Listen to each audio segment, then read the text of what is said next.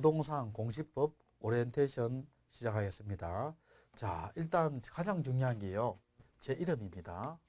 김수경입니다. 제가 부동산 공시법을요. 거의 한 15년 이상을 강의했습니다. 자, 강의했는데 이제까지 제가 제 경험으로 보면은요. 일단 부동산 공시법 오리엔테이션을 시작하기 전에요. 일단 공부하는 방법에 대해서 잠깐 이야기해 드릴게요. 자, 공부하는 방법입니다. 우리가 이제 다 알고 있겠죠. 자, 첫 번째는 우리 고등학교 때부터 늘 배우는 게 있습니다. 자, 뭐냐? 그날 배운 것은 뭐하라? 그날 복습하라는 거예요.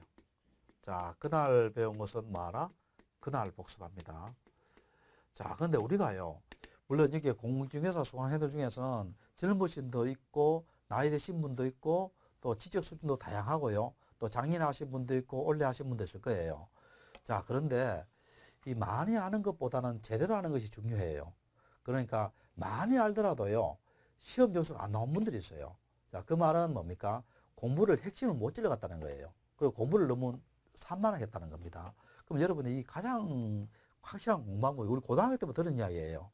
그날 배운 것은 뭐하라? 그날 복습을 하기 바랍니다. 그럼 만약에 그날 바쁘더라도요. 최소한 2, 3일 내에 복습해야 돼요. 뭐 그렇다 해가 그날 배운 것은 그날 복습했는데 안 잊어버리느냐? 잊어버립니다. 잊어버리는 건 정상이에요. 또 우리가 또 나이가 들어서 공부하면 더 잊어버리기 쉬워요. 그렇지만 다음에 한 번 더 볼 때 그날 배운 것을 그날 복습 안 하는 사람하고 차이가 많습니다. 그러니까 반드시 뭡니까? 공부할 때는 그날 배운 것은 뭐하라? 그날 복습을 해야 됩니다. 자, 두 번째는 자, 자료를요. 단순화시켜야 돼요. 단순화시켜야 됩니다.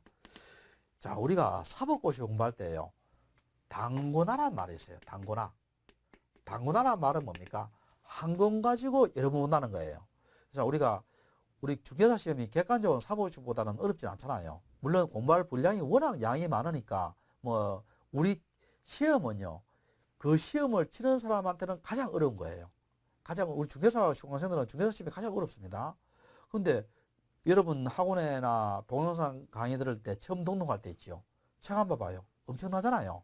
엄청나니까 이 책을요, 뭐 시중에 서점 가서 있죠. 여러 권 해서 뭡니까? 보는 것보다는요, 한 권을 가지고 여러 번 파는 게 나아요. 한 권을 가지고. 그래서 뭡니까? 그게 뭡니까? 단권하는 말입니다. 이거는 우리 지금 시중에 나와 있는 책들을요, 다 좋은 책들입니다. 그리고 우리 동영상 찍는 거 있죠. 교회에서 나온 동영상 책 다 좋은 책들이에요. 그러니까 그 동영상 가지고 뭡니까? 그날 배운 것은 계속 그날 복습하시고 책도 뭡니까? 한 권으로 통해서 복습해요. 자, 그래서 그러면 어떻게 돼요? 그 한 권 가지고 여러 번 보면 어떻게 되면 기억에 남습니다. 자, 그러니까 그러면 자료를 단순화하고 단권화 시키면 어떻게 돼요? 수험 기간이 그만큼 짧아지겠죠. 짧아질 겁니다. 그리고 세 번째는 공부하는 시간인데요. 우리가 동영상 강의 듣고요. 강의 듣고 난 뒤에 뭡니까? 최소한 강의가 있으면요. 하루에 4시간 정도는 공부를 해야 돼요. 만약에 강의를 안 듣고 있지요. 내가 혼자 복습하겠다 하면은 뭡니까? 그 주일에 분량이 있지요. 뭐 토요일, 일요일 최소한 한 8시간 정도는 공부를 해야 될 겁니다. 그래서 이 중개사 공부가요. 의외로 양이 많습니다. 의외로 양이 많으니까 올 한 해는 뭡니까? 정말 독한 마음을 가지셔야 됩니다. 그리고요. 또 네 번째는 생활 자체를 단순화시켜요. 그러니까 우리가 이제 공부만 전념하시는 분은 뭡니까? 집, 도서관 이렇게 단순화시키고 직장 다니시는 분들 있잖아요. 그럼 뭡니까? 집, 직장, 도서관 이렇게 단순화시키기 바랍니다. 자, 일단 잡념이 없어야 되잖아요. 그래서 생활을 자꾸 분산시키면 잡념이 많으시기 때문에 공부가 잘 안 됩니다. 자, 그리고 이제 우리 과목이 이제 부동산 공시법이지요. 자, 부동산 공시법입니다. 자, 요 공시법이요. 24문제가 나옵니다. 세법이 16문제 나오고요. 자, 24문제 나오는데 세법하고 공시법을 합해서 40문제인데 일단 40점 이상이어야 돼요. 그래, 전 과목 60점 이상이 돼야 됩니다. 자, 근데 요거 과목은요. 2개로 이루어졌어요. 공간 정보에 관한 법률이 있죠. 법률. 여기 뭡니까? 옛날로 따지면 취직에 관한 법입니다. 옛날로 따지면. 지적에 관한 법률이고 여기 12문제예요. 12문제고 그 다음에 부동산 등기법이 있지요. 등기법이 12문제입니다. 12문제인데 근데 우리 이제 제가 강의를 단연간 해보니까요. 이 공간정보에 관한 지적법은요. 우리 수강생들이 크게 어렵다고 이야기는 하지 않습니다. 요거는요. 우리 동영상 강의 듣고 난 뒤에 복습하면은요. 이거는 그 12문제 중에서요. 한 10문제 이상은 맞출 거예요. 10문제 이상은. 요거는 뭐 그 수강생들도 공부를 좀 하면 거의 따라옵니다. 근데 이 부동산 등기법은요. 이게 내용 자체가 난해합니다. 이게요. 민법을 기초로 하고요. 그리고 뭐 민사소송법이라든지 뭐 등기 절차라든지 어느 면에서 뭡니까? 행정법적 요소도 좀 있어요. 자, 이렇게 이게 복합적인 학문이에요. 복합적인 학문이니까 우리 수강생들이 상당히 어려워합니다. 그래서 특히 민법이 좀 기본이 돼야 됩니다. 민법이 기본이 돼야 돼요.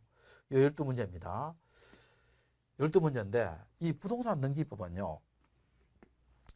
깊게 들어가려면 한정이 없습니다. 한정이 없으니까 제가 강의한 내용이 있죠. 강의한 내용을 위주로 해서 강의해요. 그래서 12문제 중에서 뭐 한 8개, 9개 맞춘다는 느낌으로 봐도 됩니다. 봐도 되니까. 그래서 그렇게 해서 이제 저렇게 방법을 걸치면 합격할 수 있을 겁니다. 그리고 이제 구체적으로 보면요. 공간정보에 관한 법률이 있지요. 이거는 뭡니까? 예를 들어서 좀 포인트를 좀 주시할 것은 경계나 뭐 지번이나 지목이나 이런 걸 좀 위주로 보시고요. 그 다음에 면적이나 이런 걸 보시고 자, 그 다음에 지적 공부 있지요. 지적 공부의 등록 사항이나 또 등록 안 되는 거, 또 부동산 종합 공부. 자, 부동산 무슨 공부? 종합 공부하고요. 지적 공부의 보존 관리 뭐 이런 거 하시고 그 다음에 토지 이동 요거 자세히 봐야 됩니다. 뭐 분할, 합병 뭐 이런 거 있잖아요. 자세히 봐야 되고 그 다음에 지적정리. 요 지적정리는요. 요거는 강의를 딱 들으면은요. 이거는 원리이기 때문에 상당히 쉽습니다. 그 다음에 지적청량 부분하고 적부심사 절차 이런 걸 위주로 해서 좀 공부를 하시기 바랍니다. 적부심 절차 이렇게 공부를 하시고 다음에 우리 부동산 등기법 있죠. 이거는 워낙 범위가 광범위합니다. 그렇다 하더라도요. 뭐 등기할 사항의 물건이라든지 또 등기부의 기록 사항이라든지 또 뭡니까? 뭐 신청 자격이라든지 또 등기 권리자, 등기 의무자가 어떻게 되느냐 이런 거라든지 또 있죠. 소유권에 관한 거 있죠. 그래서 보존 등기, 이전 등기, 또 상속, 유정, 진정 명의 회복, 환매, 신탁 이런 것도 자세히 해놓을 필요가 있어요. 자세히 해놓을 필요가 있고 특히 우리 수강생들이 어려워하는 거 있죠. 등기에 관한 서류 있죠. 예를 들어서 뭡니까? 등기필 정보라든지 뭐 인감증명이라든지 주민등록번호라든지 부동산 등기용 등록번호라든지 또 금융계약서라든지 이런 서류 부분들은 좀 중점적으로 해놓을 필요가 있어요. 있고 그 다음에 또 구분건물에 대한 보존등기. 구분건물 보존등기는요. 구분건물에 대한 등기는 요걸 자세히 해놓으면 뭡니까? 민법하고도 상당히 관련이 있습니다. 그 다음에 우리가 실무적으로 알아야 되는 거예요. 가압류, 가처분 등기. 자, 이런 거를 뭡니까? 위주로 해서 공부를 하시면 될 겁니다. 자, 그래서 올해 한 해 있잖아요. 여러분 한번 전력 투과 한번 해서 있죠. 주계사 자격증을 다른 한 해로 한번 만들어 봅시다. 자, 여러분. 자, 수고 제 강의를 계속 들어주시고요. 그리고 한 번 듣고 난 뒤에 또 이해가 안 되면 한 2번은 들어야 됩니다. 2번 들어야 되고. 자, 그래서 강의를 듣고 난 뒤에 반드시 뭐 하기다? 복습하게 됩니다. 자, 강의가 키포인트가 되는 것이 아니고요. 강의는 어디까지나 보조적인 수단이에요. 강의 후에 이것을 내 것으로 만들어야 됩니다. 자, 여러분 또 강의 시간에 또 뵙도록 하겠습니다.